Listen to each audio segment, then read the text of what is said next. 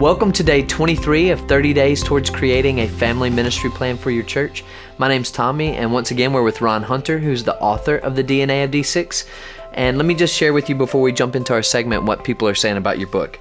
Sean McDowell, who is a professor at Biola University, international speaker, best-selling author, he said, Ron provides both hope and a roadmap to help the church partner with parents to accomplish their most important task, discipling their kids.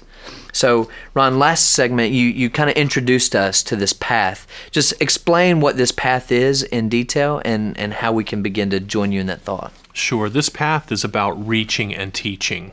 And so there are three distinct levels that we would like every church to consider. Level one, we talked about in the last video, which is that connection group, where we identify affinities and hobbies, whether it's Xbox, soccer, mechanicking, gardening, quilting, whatever it is, and we invite other people, non-church people, to come together around these hobbies, and we just build relationships. We do it over 6 or 8 weeks, no curriculum, just a prayer together, praying for them, and it's about building relationships. We want to move them to level 2.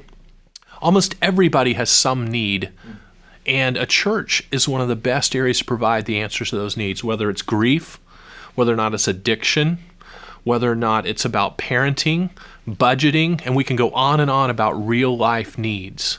And if the church can meet those needs, that group can meet at church or away from church. Again, we don't want it to be heavy facilitated with a lot of church people, small amount of church people. It can be video driven. There's a lot of curriculums out there. Bring people together around those electives. Then we want to ultimately move them to the center. This path is kind of this spiral into the center where discipleship occurs. This would be your life group, some people call them Sunday school, small groups, whatever, where a facilitator, a teacher gets people together, and you do have a curriculum. You do pray together. You do have a fellowship time, but that's where you do life together, literally in that center part, but it's centered around the regular methodological study of Scripture. And when we study Scripture, it applies to life needs. It applies to each one of those areas. And a church who will follow that path will be reaching, identifying needs, and teaching all at the same time. So we want to invite our people to be part of corporate worship.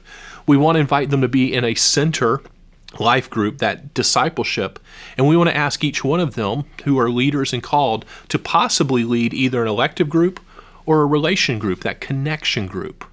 And that's how we begin growing our church. Now, there might be this little on-ramp there of a new members class, some type of life track, that churches use. That's perfect for that segue between the level 2 and level 3. But that's the path we need to follow to accomplish both reaching and teaching. Okay.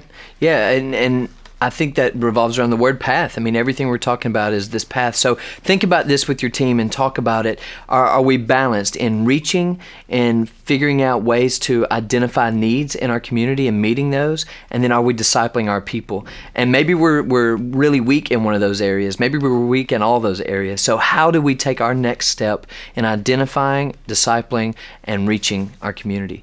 Don't forget to go to d6family.com/DNA to pick up the book. If you haven't picked it up by now, you really want to. It's the DNA of D6.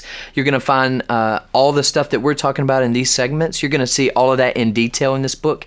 Your whole team's going to benefit from it. So we hope that you'll check it out, and we hope that you'll continue to join us tomorrow on day 24. Thank you so much.